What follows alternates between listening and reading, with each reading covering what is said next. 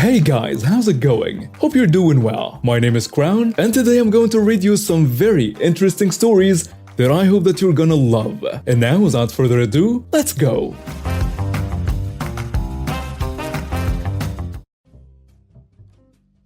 A bit of context. I've been in the mortgage and related businesses for over 30 years. I know it very well. I've never liked X-Bank, especially their servicing division. This story happened a few years ago. I refinanced my mortgage through a mortgage broker and, to my aggravation, they sold the servicing rights to X-Bank. The entity that owns your loan is usually different from one that you pay to service a loan. I was miffed. I estimated that X-Bank paid $5,000 to service my loan, as most folks at the time expected the loans to stay on the books at least 3 years. Another little fact: mortgage services are paid 0.25% fixed / 0.375% adjustable of your own outstanding loan balance per year. It comes out of the interest you pay to the bank. About 2 months after the servicing switched, X-Bank announced that they will be charging a $5 fee for the convenience to pay the mortgage online. Truly an unwarranted money grab. I'm pleased that I can put a little extra towards my mortgage payments every month, so the following months I took out my mortgage payment plus $400 in quarters from my local bank. I then went to my local X-Bank branch and handed them the mortgage payment in quarters and repayment stub. I asked for a receipt of payment, and I overpaid my mortgage to reduce the current balance and thereby reduce X-Bank fees. The nice branch manager said you can write a check, you don't have to pay in coins. I said I would, but I would charge a $9.50 convenience fee for the stamp. My check came accused. The branch manager actually laughed and said okay. They counted the money and I got my receipt. Next month, the charge was still there. So I went to another local X-Bank branch which had gotten bad reviews on Yelp due to a hostile bank manager. I did the same thing. The branch manager said, write a check. We don't accept quarters. I said, shall I call the local state's banking commissioner, the Consumer Financial Protection Board, and the Office of the Comptroller of the Currency, US top bank regulator, and say you won't accept legal tender? I asked to talk to the district manager. I was making a stink. After about 20 minutes, he grudgingly had the staff count the quarters and I got a receipt. I told the manager that I will be bringing dimes next time. The next month I brought dimes. He accepted them but glared at me the whole time. After that payment, X-Bank rescinded their convenience fee. The month after I refinanced my mortgage at a lower rate, X-Bank only got roughly 6 months of fees for servicing they expected to last 3 years at minimum, and 5 years to be profitable. One of my proudest malicious compliance moments. I used to work as a spare parts estimator for a fairly niche industry. My job was essentially to work out what part of our main product the customer wants, find out how much it would cost us to make, add a little markup and send them a quote. My boss was pretty strict on traceability, so everything needed to be recorded, including why a certain markup had been applied to a particular product. Normal value of these quotes is somewhere between £200 and a few $100,000. Very rarely do we get orders for anything more than that. Once or twice a decade in my experience, a request for quotation landed on my desk when I was working from home during COVID. And it was a biggie. Just looking at the list of parts a customer wanted, this was going to be an absolute killer. Over £1 million all by itself. I was told by the sales guy that if this one went well, there was another to follow of an even bigger size. Ultimately looking at 10 million over the next 4 years. So I set to work. Normally I can do 5 or 6 of these quotes in a day. But this one quote took me 6 weeks to put together. I was in constant contact with 20 plus vendors getting specifications, technical details, prices and lead times for over 400 items. Finally, my masterpiece was complete. Then came the snag. Sales guy then says that because of the country this customer is in, they need to have 4 or more quotes from different customers in order to get it cleared by their government. Some anti-corruption policy that have been instituted. We were the original equipment manufacturer of the product, and there is nowhere else on the planet they could get these parts from. So we'd have to work through third parties to get it done. And he knew just the guy. In comes a one-man band with a dodgy-looking entry at company's house to save the day. Sales guy and he went way back, so he was going to be the preferential supplier.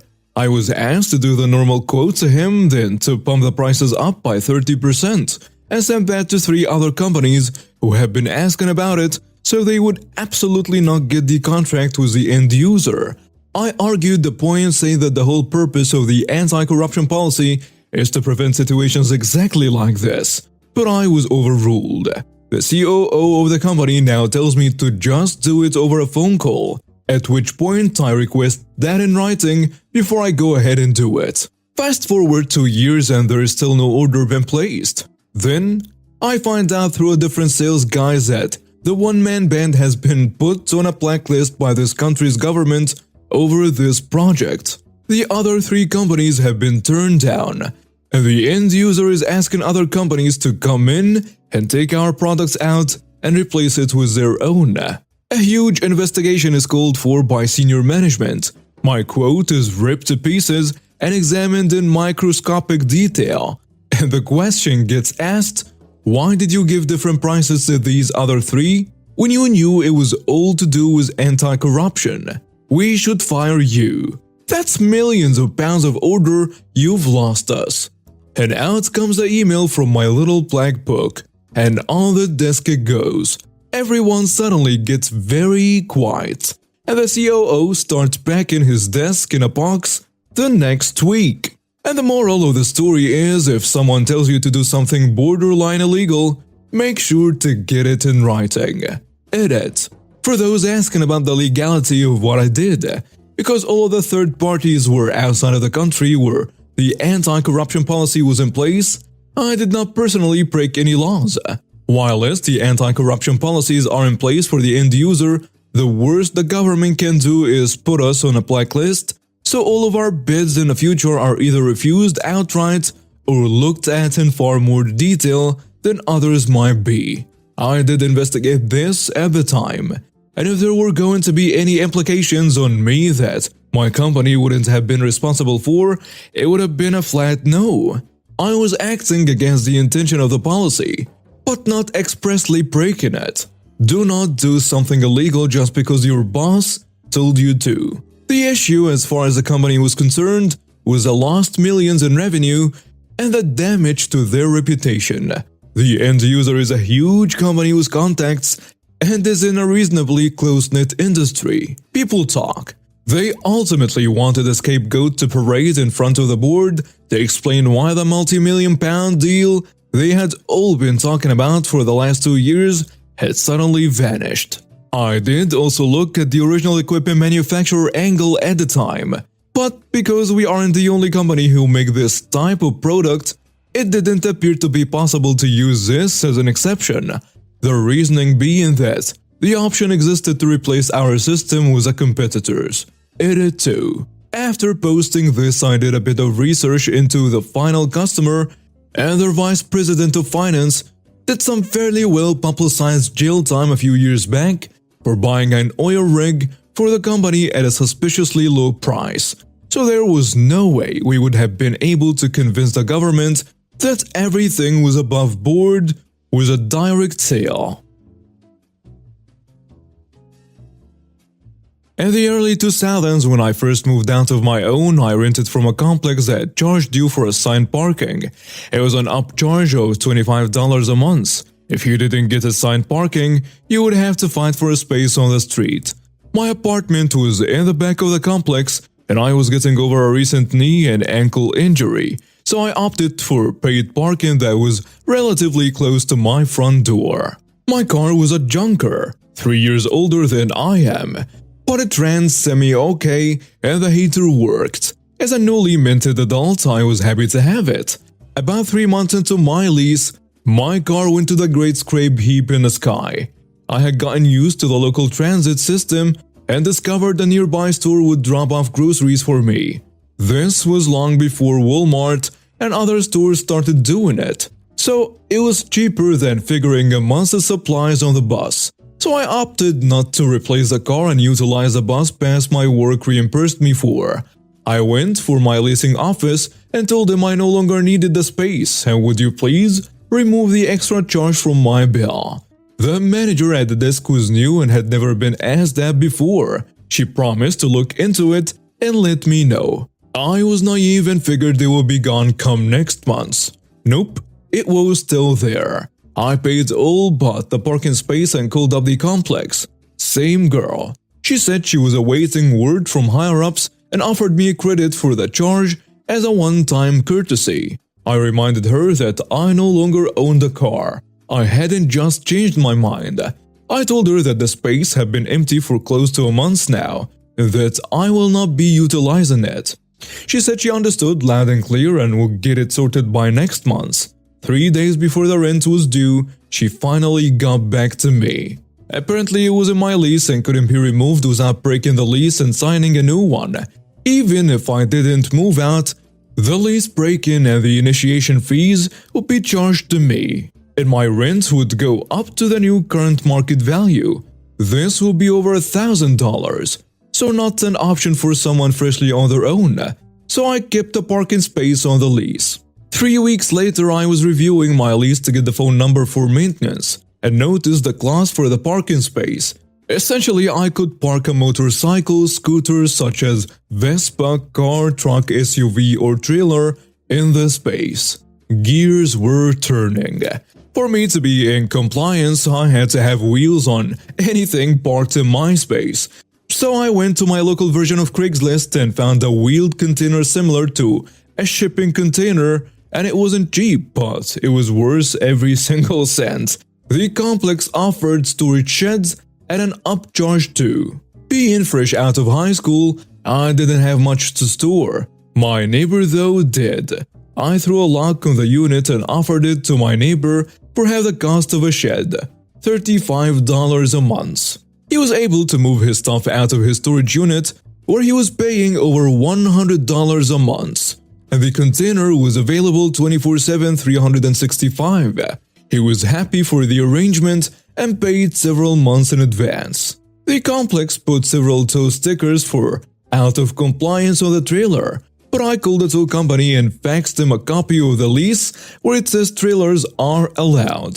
The container was registered with the county as a utility trailer, so there is nothing they could do.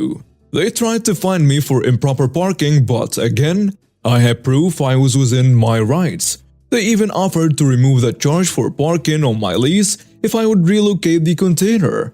With what my neighbor was paying, I could cover my water bill every single month. So I declined. I stayed 18 months and sold the trailer to my neighbor when I moved out.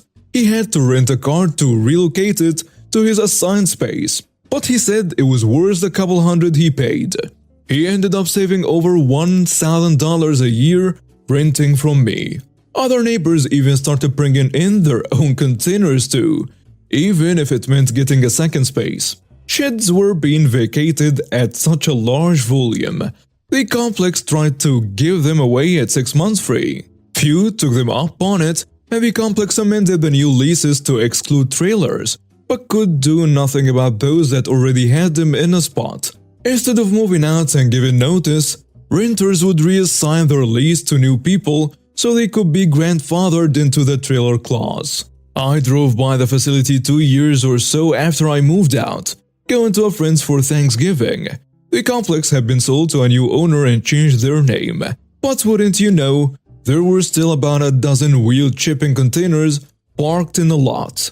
Edit. As there is some confusion and people are fighting. The trailer was small. Think of 4 dock kennels in a 2x2 configuration.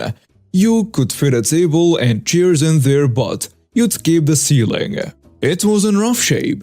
This was back when the dollar store, not Dollar Tree, sold spray paint, and I took care of repainting it myself. Negotiated the drop-off to the complex from the seller, and with the spray paint and delivery, I think I was out like $700. Keep in mind this is not the massive 40-foot trailer picture I posted a few times as a reference. It is that style of trailer. Registering the trailer was super duper cheap, like around $30 and possibly even less. When I sold it to my neighbor, I got $300 or so for it. I took a loss, but without a car, I didn't want it, and he approached me first when he found out I was moving. There were a number of colleges and universities near where I rented. Most leases banned subleasing, but lease changeovers were commonplace. You go to the complex and tell management, I am done renting here, but instead of breaking the lease, my friend is going to do the rest of my term.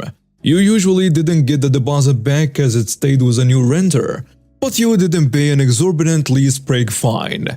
It also kept the apartment seamlessly occupied without tenant gaps, which most places needed. If they sold the trailer to the next guy or to their neighbor, I'm uncertain. I wasn't privy to those decisions. All I know is 2 years later, they were no longer XYZ Complex, but under a different name, had a dozen or so trailers still remained. As for the 18 months I stayed, 1 year in a lease and 6 months at months to months. In my state, addendums to leases require you to enter into a new leasing term, and that was not going to happen. I don't remember if they charged a month-to-month fee if I didn't renew my lease, as it was close to 20 years ago. I've been month-to-month for 3 years at the place I have been living for 4. Some places charge 1, some don't. Rent can still go up, but changes to the lease that are substantial cannot take place unless I sign a new lease agreement. I have had to look up laws and advocate for myself a lot because of nonsense like this. The tow company was mom and pop. They were not predatory, and I knew that multiple illegal tows could get their license pulled. The minute that first tow sign went up, I was practically shoving my paperwork down their face. No way they could play the ignorance card after that. They still exist to this day and now have multiple locations. In fact, they are the assigned tower for my current complex too, ironically. Finally, storage sheds or units are required by my state to be month-to-month. It's a state law that goes back to at least the 1980s. And I have had to memorize a lot of laws regarding storage for my job. So the apartment couldn't force anyone to keep their sheds. So my neighbor cancelled at the end of his next month. Great guy. Lived in a 3-bed with a set of twins, 1 boy and 1 girl. And now we have reached the end of today's stories. Thank you for watching and see you next time.